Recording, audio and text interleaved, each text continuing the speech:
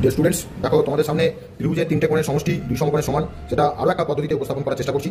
তো আমরা আগের ক্লাসে বলেছিলাম যে কীভাবে 5 পদ্ধতির মাধ্যমে ত্রিভুজের তিনটে কোণকে আমরা একটা জায়গায় নিয়ে এসে দুই সমকোণের সমান দেখিয়েছিলাম। আজকে আরেকটা পদ্ধতি করছি, তোমরা এটা বাড়িতে করতে পারো। দেখো তিনটে কোণ এখানে রয়েছে, একটা এ কোণ, একটা বি কোণ, আর এখানে দেখো সি কোণ। তো এ কোণটাকে ধরে নাও আমরা কাঁচি দিয়ে এখানে কেটে নিচ্ছি। এ কোণটাকে কাঁচি দিয়ে ত্রিভুজ থেকে আমরা কেটে নিলাম এখানে। একই রকমভাবে দেখো এই বি কোণটাকেও আমরা কাঁচি দিয়ে এখান থেকে কেটে নিলাম, এবং সি কোণটাকেও দেখো কাঁচি দিয়ে আমরা এখান থেকে কেটে নিলাম। তাহলে ত্রিভুজের তিনটে কোণকে আমরা এখন কেটে নিয়েছি। আমার দেখো এখানে পড়ে রয়েছে এ কোণ, বি কোণ এবং সি কোণ। তো তোমাদের সামনে দেখো আমি যেটা করার চেষ্টা করছি সেটা হচ্ছে, আমরা একটা সরলরেখা ধরো এখানটায় টেনে নিয়েছি। এই সরলরেখার এখানে একটা বিন্দু নিয়েছি। সেই বিন্দুতে আমরা এ কোণটাকে দেখো এখানে এই সরলরেখা বরাবর বসানোর চেষ্টা করলাম। দেখো এ কোণটাকে বসিয়েছি। নেক্সট আমরা দেখো এই যে বি কোণ রয়েছে, সেই বি কোণটাকে আমরা ওই বিন্দুতে দেখো বসাচ্ছি। এই দেখো বি কোণটাকে বসালাম, এ এবং বি কোণ দুটোকে দেখো আমার বসানো হয়ে গেছে।